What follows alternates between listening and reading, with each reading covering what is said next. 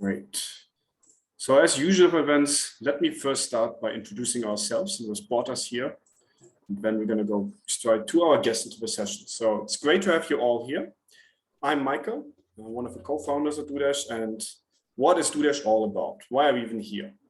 Fundraising investments is a complex, difficult process. As you might know, many founders struggle to actually raise funding, also break through the glass ceiling, and further on go through that journey. At the same time, investors don't have it much easier. So we at DueDash created a platform for both sides to streamline and automate as much as possible the whole fundraising investment journey, so that you as a founder are able to become investable and raise funding, and the investors are able to quickly find the right teams to back and can work on these to create value and impact. Now, if you're not a user on DueDash yet, if you're a founder raising capital, if you need support, if you're an investor looking for investable deals or want to manage your portfolio, due diligence processes, come on to DueDash and you can join the platform here. As part of DueDash, we also help you in various ways. So a different part also is how do I actually deal with difficult investor questions? How do I have to answer these? And I'm sure to convince the investors and get results that get me into the next meeting. For that, we created a course based on 60+ years of entrepreneurial investor experience from our founding team on how you actually have to deal with the investors, what questions they ask, what do they want to know from you, and how do you have to answer to actually show them and build the confidence that you are able to build a great startup. So you can also check that course on the education@duedash.com. We are supported by a lot of wonderful and amazing partners. In these also are included many deal partners who offer you discounts and credits up to 100,000 USD in credits and discounts. And we actually just onboarded 7 new partner deals just today. So you can have a look at these on our page. I will share these in the chat in a minute. So have a look at these and get the ones to kind of like further boost your business. With that, I leave it for introduction and I would give it to Pawul to host the session. Let me just put a pin on you so that you are and Ellen are in the focus. And then I would ask you to introduce our guest. Thank you, Michael, and thank you everybody who's joined us today. I'm founder and CEO of DueDash, which Michael just introduced as an investor relations and fundraising platform. My background as a serial entrepreneur is that I've built multi-million-dollar companies in the past and exited out of them and invested privately in private companies for more than 15 years now. I also have experience in M&A and basically the entire shebang, as we say. So I'm excited to be here today and share my experience today also with Ellen and learn from her. So just to introduce you to our guest today, Ellen Weber, she is director of Robinhood Ventures. It's a leading angel network in Philadelphia region. She's also executive director for Mid-Atlantic Diamond Ventures, which basically helps early stage companies.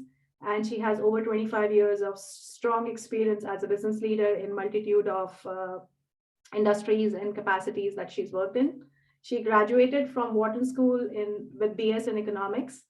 And I'm really excited to have this interaction with Ellen today. And Ellen, I would lead you here to kind of lead the conversation, introducing yourself furthermore, and then we can start with Q&A.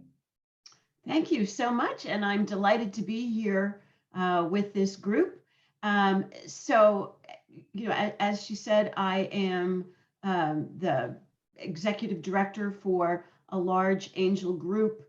We have about 70 people in our group. I think one of the things we'll get into more detail is to understand the different types of angels, angel groups, venture capitalists, funds, you know, all the different flavors, and to also understand, you know, the types of companies that they invest in. We tend to be pretty much industry agnostic, which means we might invest in anything from, you know, business to business technology, to life sciences, to even to you know, hard tech or chemical products. So we really cover a range.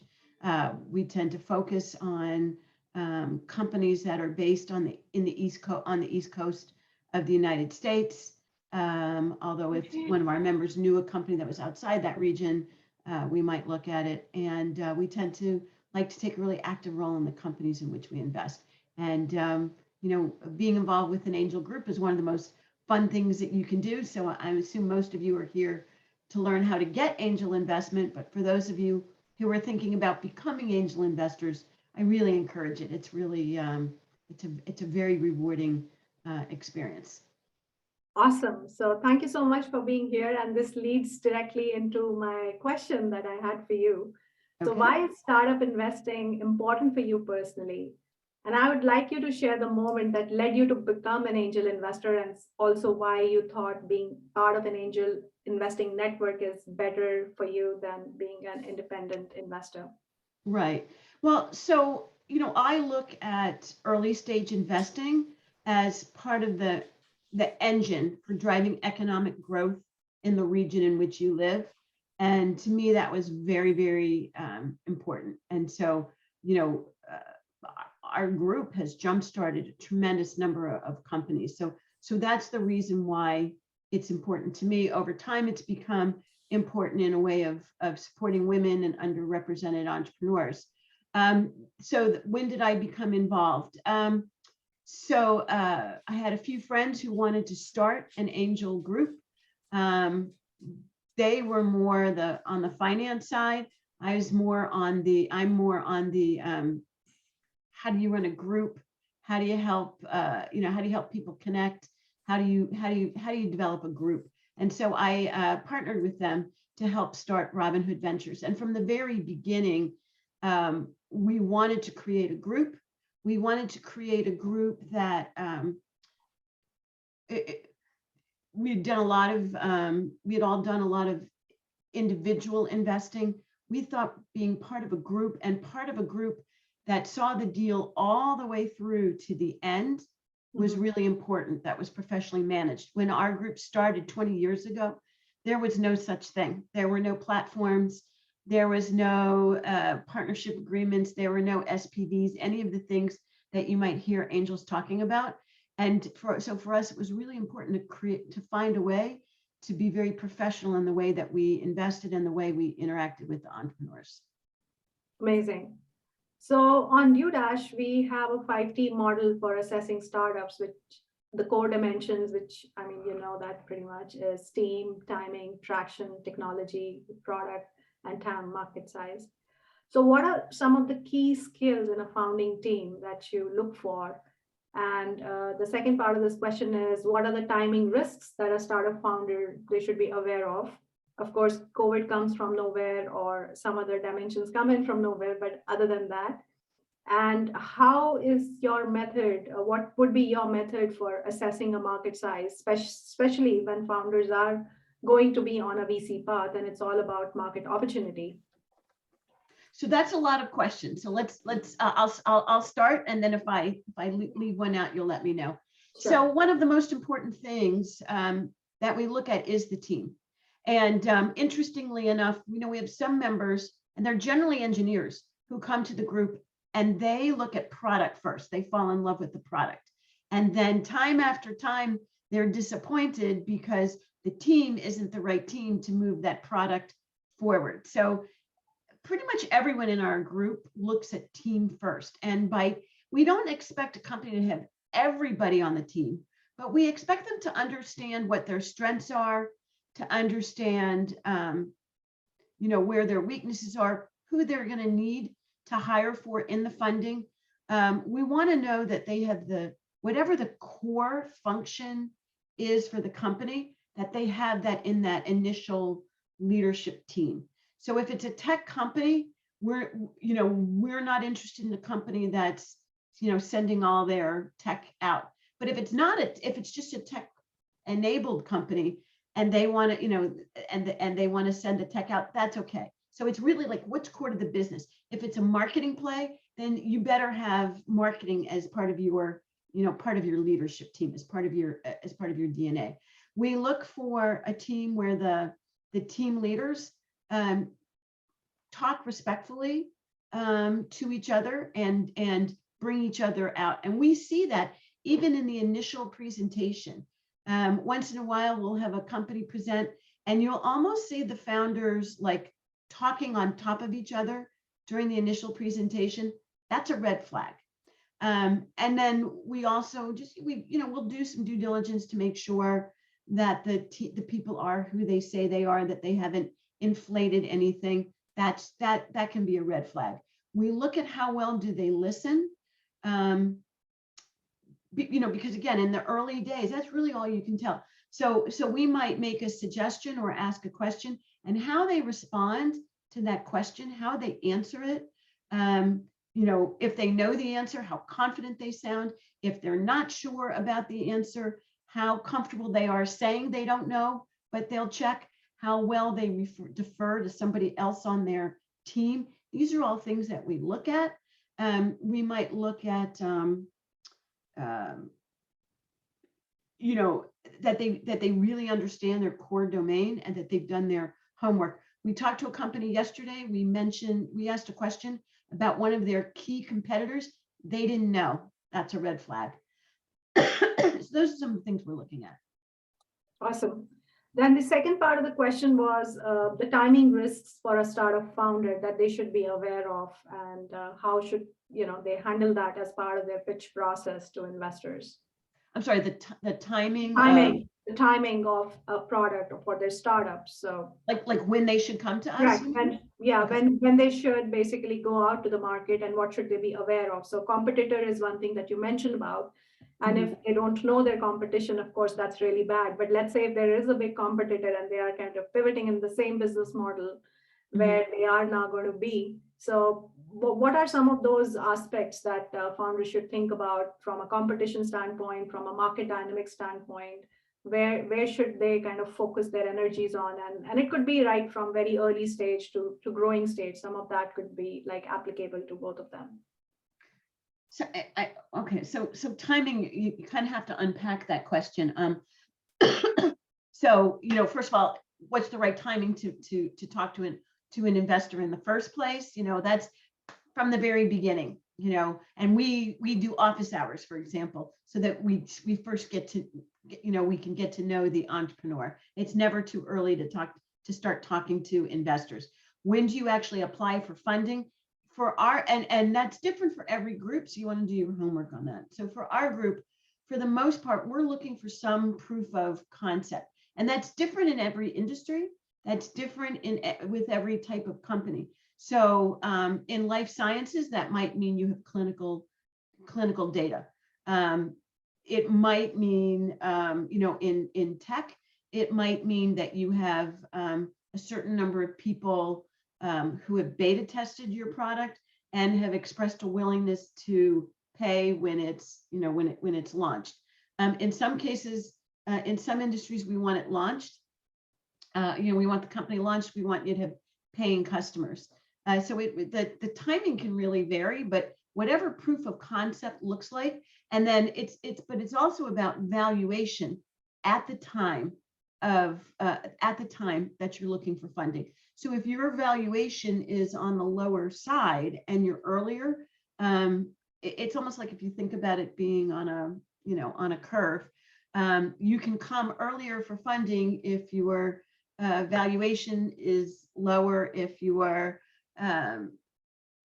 if your terms and things make sense for an early stage company. You can come later in the process, and then we expect the terms to be different. So part of it is making sure that your terms are commensurate with the timing. So it can vary. Okay, great. Thank you. So I know, for founders, who have not done that engagement, and also even if they've done the engagement, I think it might be useful to understand how is it different when you're engaging with angels who, they can decide on their own whether to make an investment decision or not, and a VC process is slightly different to an angel networks, so to speak. So how should founders think about when they're engaging with three different personas, and what is advice that you can give them? And perhaps just also share some thoughts on what could be a great 1-minute introduction that should contain some of the elements when talking to angel networks. Okay, great. So, so start with individual, with individual angels. They're hard to meet, they're hard to find. If you find them, that's great. And a lot of times they'll invest really early in concept. So everything I was talking about with proof of concept, they may not need that. And even sometimes in our group, you may be too early for our group to do an investment, but one of our members individually really likes what they heard, and they might put some money in your company early on to give you enough fuel to get to the point where you're ready to come back to the large group. So I think a lot of times with the individual investors, it's the dream, making sure the investor understands the dream, and it's a really personal connection. With angel groups, angels are writing their own checks. That's a really, that's something to really remember, right? They don't have to invest. It's something that they're doing. They could be doing, that there's something else they could be paying for or doing. There's probably someone at home they have to explain, that they're that they're investing in this company that's early and doing something really different. So, so again, if there's a personal appeal to the angel group, I think at the point that you're talking to angel groups, you want to figure out who in the group is going to be the sponsor or the leader, and make the personal connection with them so that they can really make the, help sponsor you within the group. I think that's a really important thing to do. And it might be the executive director. It might be someone who's got expertise, but figure out who in the group is going to really kind of get your deal through the group. The upside of angel groups is they invest earlier than other people invest. The downside of groups is they can take a little bit longer because it's nobody's job to do this. And so you may have, a group of 50 or 60 people. You may have to have multiple meetings, and you kind of have to steer the ship. And the stronger you steer the ship rather than letting the angels steer the ship, the better things are really. I think that's really critical. And some angel groups have more process than others. And so you want to understand what their process is and make sure that you are leveraging that process to the best. And you want to make sure when you're working with an angel group that you are coming back as fast as possible so that you are not the barrier to a deal being done. VCs, they are investing other people's money based on a thesis. So what you need to do is make sure that the VC understands how you fit into that thesis and how you are going to make them a lot of money that will be a very positive exit within the time frame of their fund. And one of the things you want to know when you're talking to a VC is where are they in the lifetime of their fund. If they're early on in their fund, they're going to be very patient with you. If they're pretty late in their fund, you're one of the last investments, and they need to get you exited fast because they've got to show progress in order to create the next fund, right? And so you want to know where you sit in a VC fund. One of the things you want to do in all these cases is to talk to other people that the angel group or the VC has invested in. You want to do as much due diligence on the angels and the VCs as they do on you. And I don't know that everybody knows that, but that's really, really important. So look at the portfolio of the VCs or the angel groups, the individual investor. Individual investor, sometimes you can look on AngelList or Crunchbase to find it, and call the CEOs of the other companies and ask them what the experience was like. Because it's really important. How hands-on are they? Do they provide everybody says they provide resources. Do they really provide the resources that they say? Are they in for the long haul? Do they introduce you to other people? What value do they provide? Awesome. Thank you so much for that, because I think that is very valuable advice. And at DueDash, we always tell startups to, look at what VCs or investors in general, do your own due diligence, and we provide that information to them. Also, the investors like yourself who are there on DueDash, there is a complete profile, and they can look at their thesis, their geographical focus, and the stage of the company. And sometimes they even share the check sizes they typically write. And of course, it depends on the opportunity and how the traction for a company looks like, and what are the investment signals that resonate with the investors. So when all of that does not happen, so how should a startup founder transform that rejection into an opportunity to build a relationship with an angel or an angel network? Right. So most angel groups, if they're doing their job, won't tell you no. They'll tell you not yet. Here's what we need to see in order to invest. And I would tell you that probably 70% of the companies in our portfolio, we said, no, come back when you've gotten this done.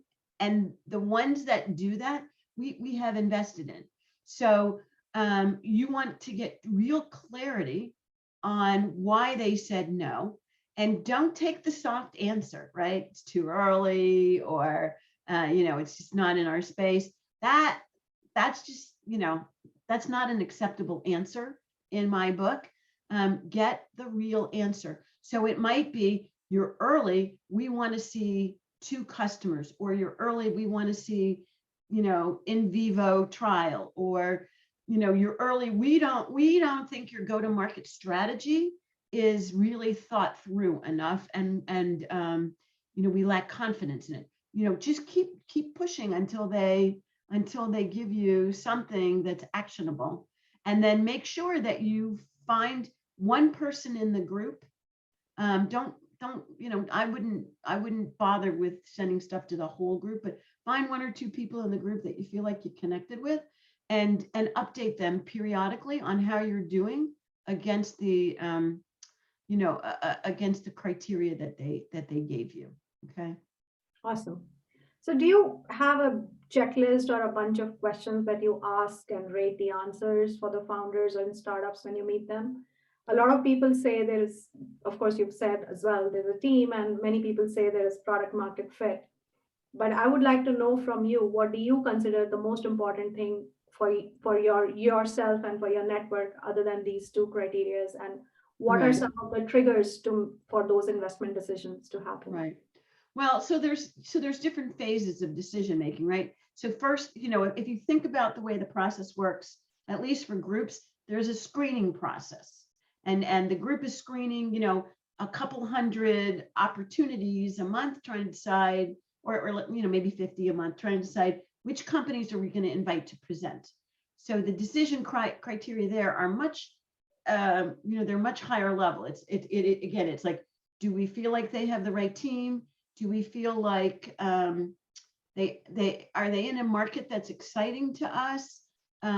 Is it a big enough market? Can we see, can we visualize based on what they've provided us a return? Is there enough information to understand what the business model is? I think those are kind of the key things that we decide who to invite in. The other thing we that helps us decide who to invite in to present is, how close are they to closing?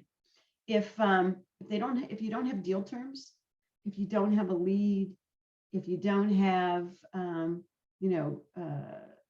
clear documentation, stuff like that, we might put you on hold and bring in a company that's ready to, that's going to close really soon, right? So you want to create a sense of urgency as best as you can, without exaggerating, because one of the things that happens with angel groups is they talk to each other. So you would never want to say to somebody, like at one angel group, that you have Robinhood has soft circled you, when we haven't. Okay, you want to be, but you might say Robinhood's bringing us into their meeting, and then that group, they're going to call me and say, are they really coming to your meeting? I'll say, yeah, we're excited, or we'll let you know what happens. So there's that first decision making point. Then through due diligence, we've got 2 different checklists, one for tech and one for life science, and they're very extensive. And then we dig down a whole lot more. At the end of the day, though, the question is, do we believe that this team has a product that fits a market, that will grow into something really great, and that will have a successful exit, and that we can add value to? So that's the very high level, but yeah, there's like 100 questions that happen. And during due diligence, we'll send you those, we'll tailor the questions for your product, and we'll send you those questions in advance so you can start thinking about them. one trick that I've learned along the way is if you can have a deal room, right, like DueDash does, if you have a deal room ready to go, that makes a real difference for a group's ability to quickly make a decision. So I see a lot of value in what they're doing there. Thank you for mentioning that, Ellen. So in fact, that just brings me to one of the things. So one of the startup recently got a commitment of 2 million because their data room was all ready, their profile was complete, and the KPIs were just, growing. So they've shown a growth rate of more than 30% over the last 6 months. And they're now, extending their rounds, another 3 million, $500,000 of that is already committed. So that's what I'm saying, that those deals can happen. So this was a company which was making revenue, but we've also seen IP-led companies, their valuations just go out of the roof if they get the approval, or if they get one good customer, a CVC or somebody gets really interested in them. Two of those companies having their complete data room set up and their profile in a comprehensive way, that was a right fit for the engagement, and the engagement was built from there. And the startups progressively shared their business plan, marketing plan, all the company documents, and they are also able to share their monthly and quarterly investment reports right directly from the platform itself. So it's a complete ecosystem for investor relations in one system. And for investors, it's right from deal flow through due diligence and portfolio tracking and management in one system. So I would definitely recommend, strongly recommend all the startups here, just go ahead and set up your free fundraising profile. And for those of you who are investors, you can also just register very simply in few clicks and access deal flow and perform due diligence and track your portfolios. So, Ellen, what should the emerging startups consider when they are defining their go-to-market strategy in today's time, especially because their market is very sensitive at this stage, and the valuations and all of that is kind of being very, very debatable. And we heard on Monday, Klarna lost a massive valuation on their company, valuation overall, what they had last year to what they have now. So other than stretching the runway, what are the variables they should be balancing while building a next disruptive company? I'm sorry, are you asking in terms of valuation or in terms of what they should be building? So in today's market, the companies are building their business for sure, and the valuations are under scrutiny. So how should startups go about their fundraising process at the moment? Okay. Yeah. So yeah, valuations have been very frothy over the last few years. And by frothy, I mean, they felt a little high and not necessarily based on substance. So I think the key is, and you really don't want to be overpriced in the beginning, because that's going to impact you as a founder as well, and the worst thing that can happen is a down round. And the last time we had down rounds was, when the economy was pretty tough back in 2008, 2009. So you do want to make sure that your valuation makes sense, that it matches, where other companies are, that that's kind of in line with where you are. And there's no, at the point where most of the startup companies are, there's no science to it, right? You don't have any run rates of revenue and projections and things like that you can really do. And so what you're really looking at comparables, and you're looking at, we kind of look at it from a perspective of, the comparables really make sense. Like, do we want to invest in this company at a $5 million valuation that we think could get acquired in 5 years at 50 million? Or do we want to invest in this company that has a $10 million valuation, which we think could be acquired at, 200 million, right? And so part of it is thinking, is figuring out what would an exit look like? What would be the return to an investor based on that type of exit? And then working backwards, what would the valuation need to be? I think that's the most practical way to do that right now. Absolutely. I think being practical and being pragmatic is the most important thing founders can do.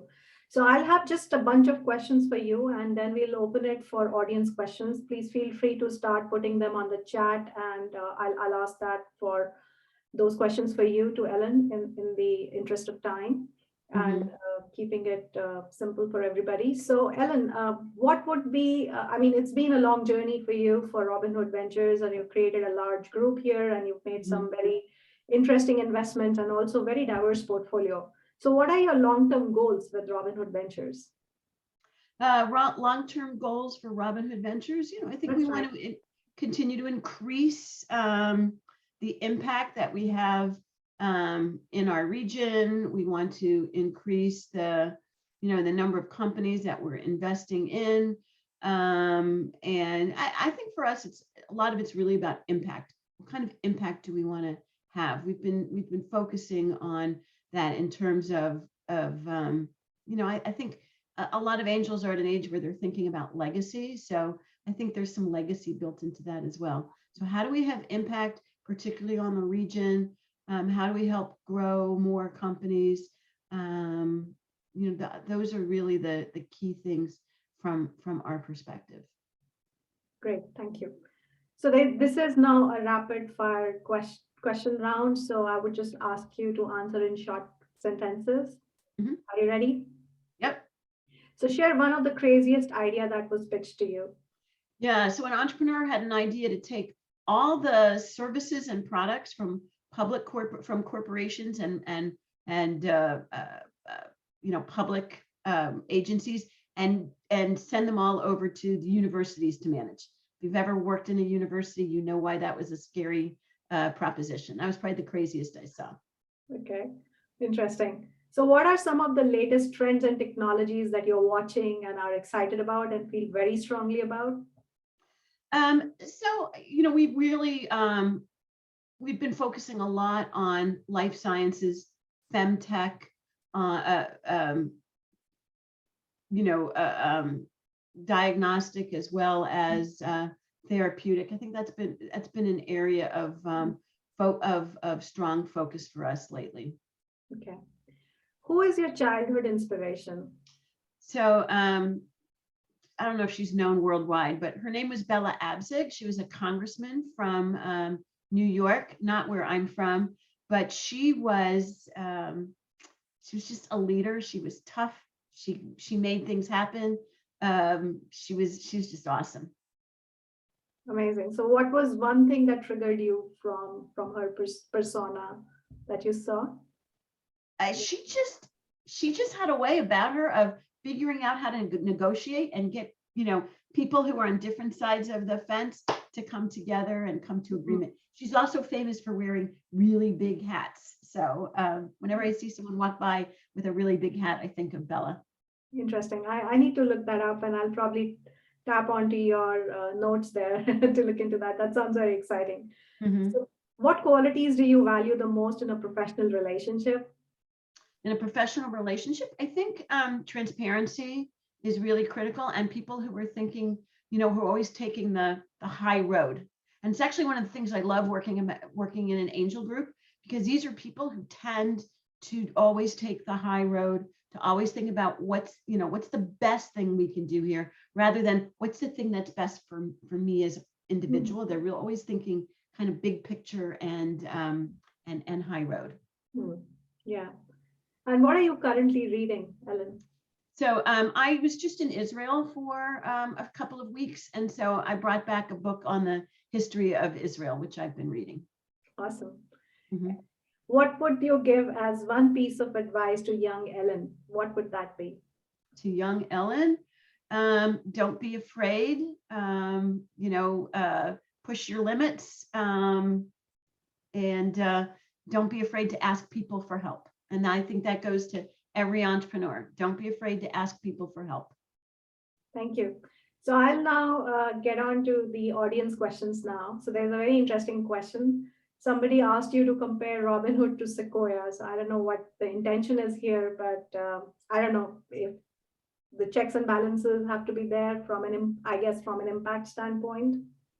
I'm sorry, the difference between us and Sequoia, I mean, they're huge, right? Yeah. And they've got teams of people to, to go out and find deals. And oh boy, I mean, I think just the sheer size and they're market makers, right? So if they say we're going to invest in this, then everyone's gonna follow suit.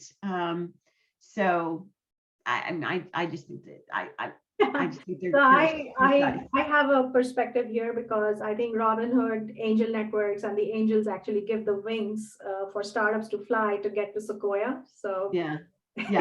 So, Yeah, to us it is a victory. If I mean, some companies don't need venture capital, but a lot of times we know that we're giving them we're giving them the fuel that they need to get to that next level. And what we want to make sure is when we invest in a company that that it's very clear. So what you as an entrepreneur want to do is make it very clear what milestone are we funding, and that the amount of money is commensurate with that amount, and then report back to us that how you're doing against the milestone.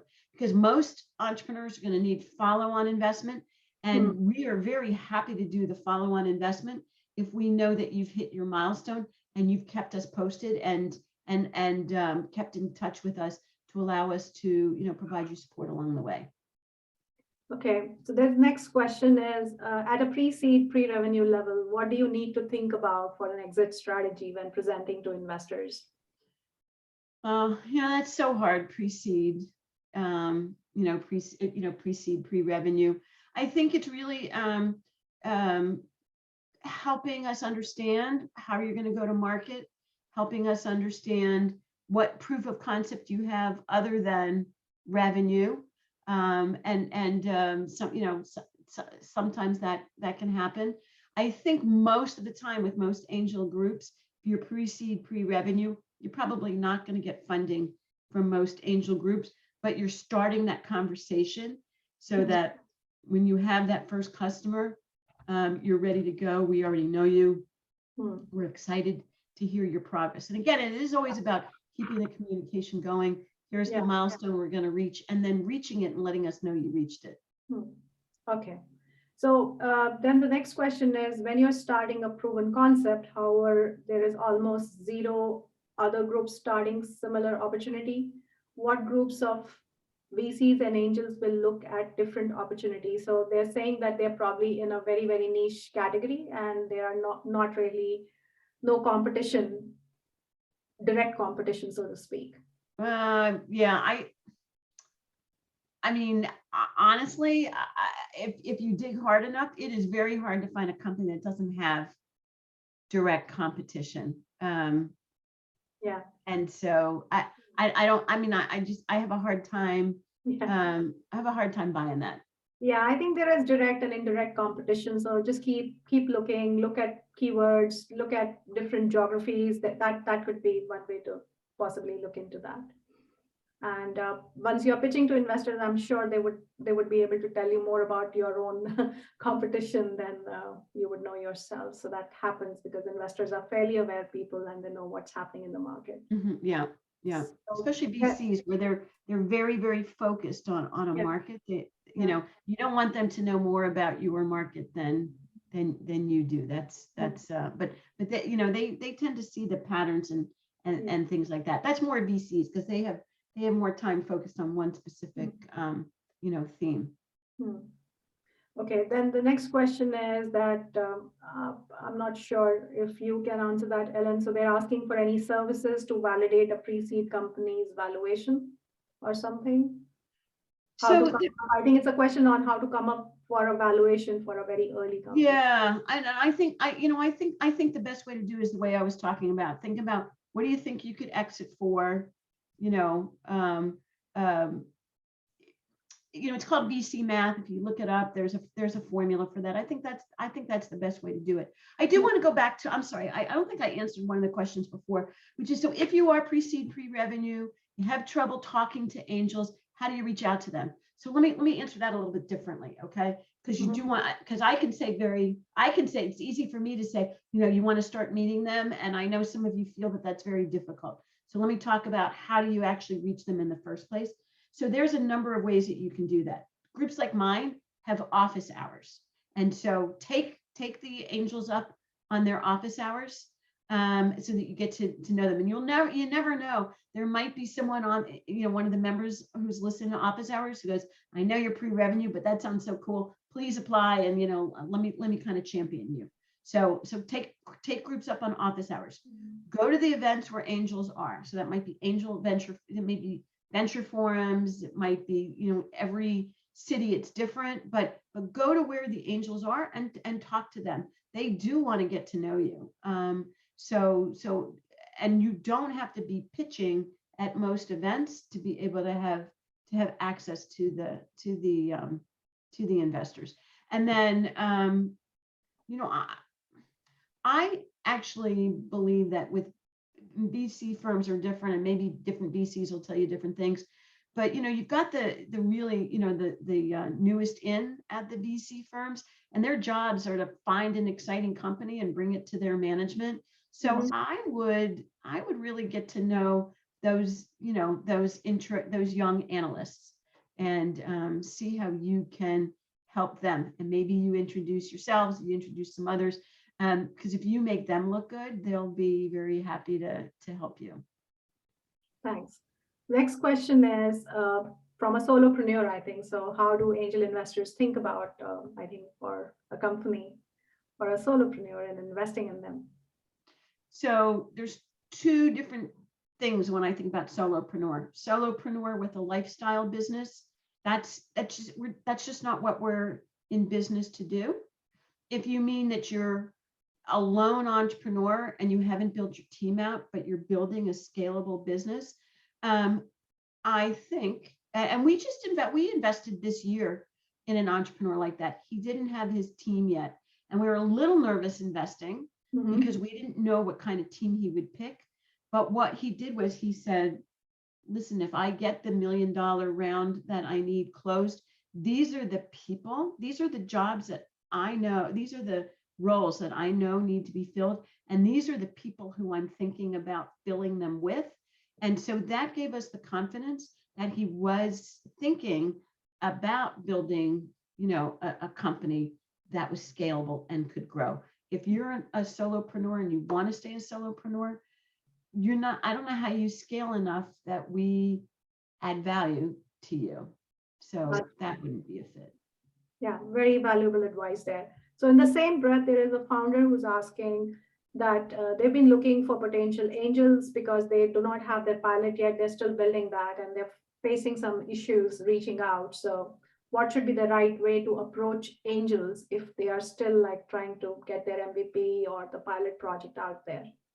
Yeah, I think all those same things we were talking about, go to the events where they are, take them up on office hours. There's lots of different ways to connect. Yeah. Okay, great, thanks.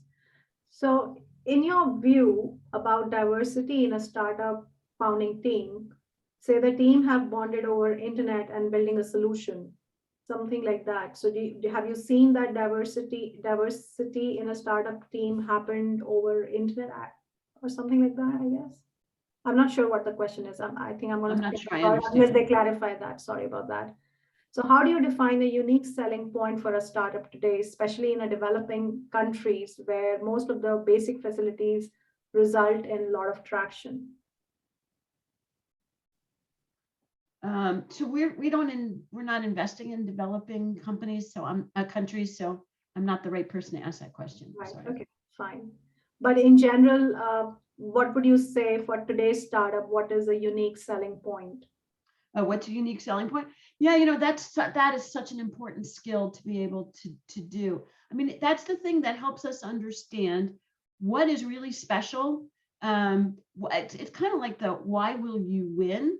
And so when we were talking about no competition before, that's kind of where you say, well, there's lots of competition, but here's why we're really, really, special and poised to win.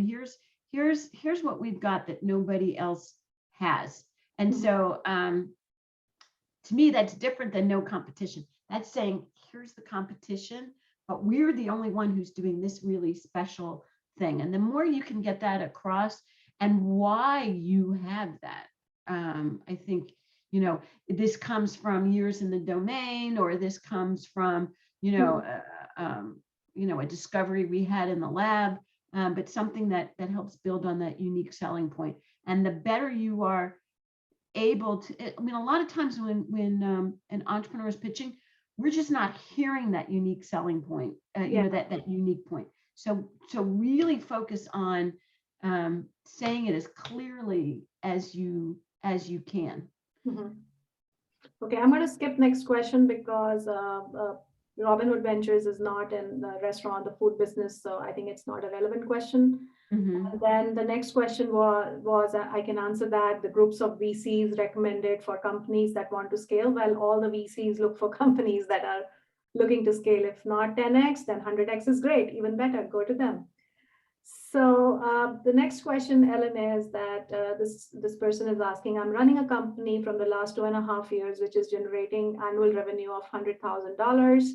There are services-based company now adopting technology, and they are looking for 10% equity further to dilute. And they're looking for a right model to pivot a service model to basically go for fundraising route. So he's just saying that if he asks for the revenue that he's making right now to dilute his company, let's say 10%, and if he asks 100K for that, would that make sense? Would that be a good model, or what? How should he look at the how should he value his business? I think that's what he's looking at, basically. Right. So as a service-based business, that might be, you know, we don't tend to invest in service-based businesses. And it's not so much what your revenue, we want to know that you've got some revenue, but it's not about what your revenue is today. It's about where it's going to be in, you know, 2-3 years.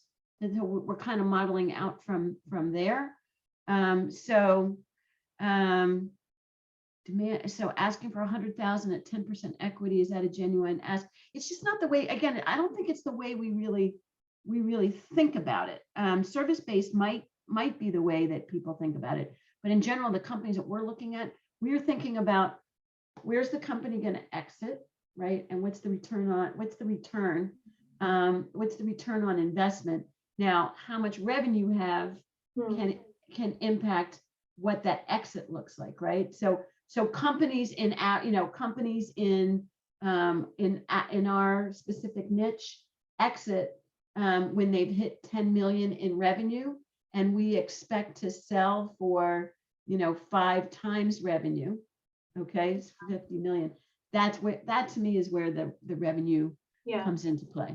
So I think to answer his question would be like, based on the adoption that you're doing or the pivot that you're doing for technology adoption in your current business, and what is the scale you can achieve. Based on that, you can think about valuing your company and define the terms based on that. So I think that will be helpful, perhaps, from the explanation that Ellen just provided you. Okay. Right. So there is another question that do you believe that startups working in the field or like e-commerce or online selling platforms where there is a massive competition, can they become successful in today's time? And if yes, then what could be the single most important thing that they should focus on? I absolutely believe that startups that are working in fields where there are giants in competition can be successful, because that's where your exit is, right? And so if you figure out something that online selling platform needs, for example, right? I think that's an important thing to think about if you're in that space, but also if there's something again, the giants have become monolithic, and they may sometimes miss some type of new opportunity. So if there's something, again, unique, right? That unique selling proposition we were talking about, if there's something really unique about what you're doing, I absolutely think that a company could still be successful, even with giants in the competition. And especially if there's like a lot of little players and a giant, then, I think you've got, there's a good chance there.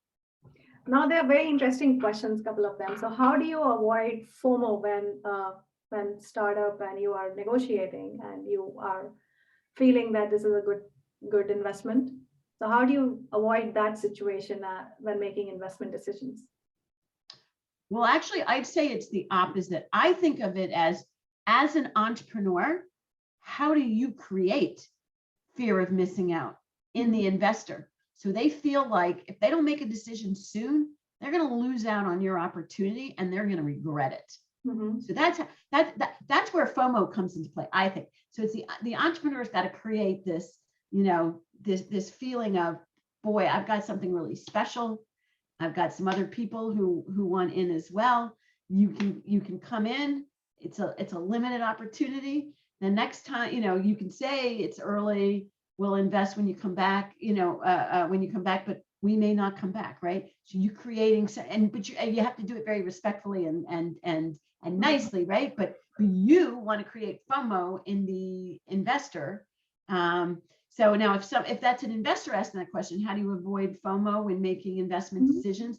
Yeah, so that's like we have to be careful about not making emotional decisions based on fear of missing out, right? We have to make sure that the fundamentals still make sense. I remember once there was a company, a couple people in our group got excited about because the entrepreneur had he had a jet and he was going to take people to some kind of event, and everybody thought this was really fun and cool. It was like crazy, right? And so there was all this like excitement around the deal. And then someone said, the deal doesn't make sense, right? It was like, let's get back to the fundamentals. So yes, so we have to be very careful that FOMO doesn't carry us away. You as an entrepreneur need to be need to really think about, how do I build up FOMO without exaggerating, without, creating something that you can't, that you can't execute on. Awesome. So they stick to fundamentals, both founders and investors. So that's like the key advice of this session on both sides. So how's the global recession or the slowdown impacting angel investors? Yeah, so it's interesting. It's really impacted VC and other things, even though they've got so much money sitting on the sidelines because they've raised a lot of money the last few years, right? They're not spending their money right now because they're trying to figure out where should they be spending their money.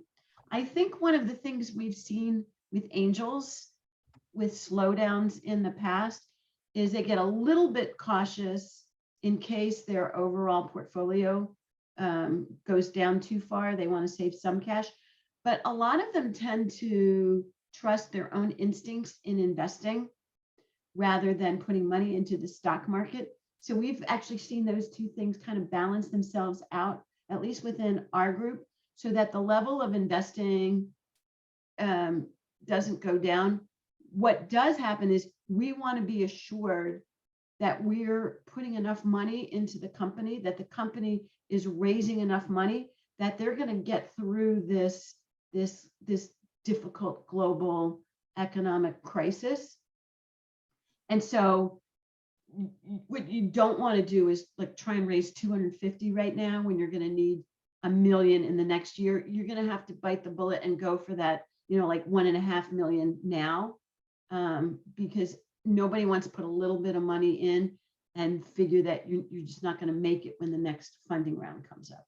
So that's what we're seeing. We're also seeing like $10 million rounds are the worst to get funded. I'm not exactly sure what's causing that, but that's like the, it's VC money it's just harder right now, but the angels are still investing. I'm waiting to see the latest report to see if we're continuing to invest, but I know our group, I think we're investing more this year than we have even in the past. Amazing. So roughly what is the percentage of deals that are pitched to you do you end up investing in? So let's see. I can give you data from last year. We probably had we had a ton of applications, but most of them get screened out almost automatically because they're just completely not within our criteria. So there were there were about 400 last year that came into our group that were within our initial criteria. Of those, 30 companies presented to the group in the large group setting. 24 of them moved on to due diligence. We invested in 5. Wow, that's a massive, massive filtration there. Yeah, so actually, that's about 1.25% of deals got funded. Most angel groups are about 1%. Yeah. We're a little bit higher than the norm. I think it's about. And I know that's a devastating number to hear. Yeah. You know, that only 1% of companies get funded, but that's the reality. Right. Okay, then I'm going to move on to a couple of last questions, and then we're getting close on the clock as well. So there's a question which is asked by a founder. He's asking that how can startups get a mentor or an advisory board set up for them in a best way, and what is the kind of skills they should look for such an advisory board, and how should they help the company if they set up this kind of an advisory board? Yeah, so I think advisory boards are really critical. So what's the best way to set them up? So one is like, how should you go about it, and also what, like when they're setting it up, like what are the skills they should be looking, and how should these people actually help the company? So Yeah, that kind of channels into the skills they should be looking into. So there's a great article that Founders Institute did, which almost they kind of create job descriptions for the advisors. And there's different types of advisors, right? There are those advisors that are going to talk to you once a week. Those that you just, you know, they may be a scientific advisory board that you meet with once a quarter. So you want to be very clear on what the role is. It's actually, I think there's never been a better time to find advisors, because people really want to do that. So, you know, you could, you know, I think look for investors to be advisors, look for experts in your field. You know, again, a lot of it's about going to events and meeting people. Every region has their own place, you know, where people go. In Philly, there's Venture Cafe, there's PACT, there's, you know, there's Philly Startup Leaders. I'm sure every region has their own thing, but go start to meet with people, talk to them. It's a long-term relationship, so I wouldn't jump too quickly into an advisor role. Start with lunch, right? Yeah. Or I guess a Zoom session in this day and age, but clearly define roles. Okay, great. So there's a last question here. How can one join your group as an investor? Oh, well, you start with a conversation with me, and I'll take you through what that looks like.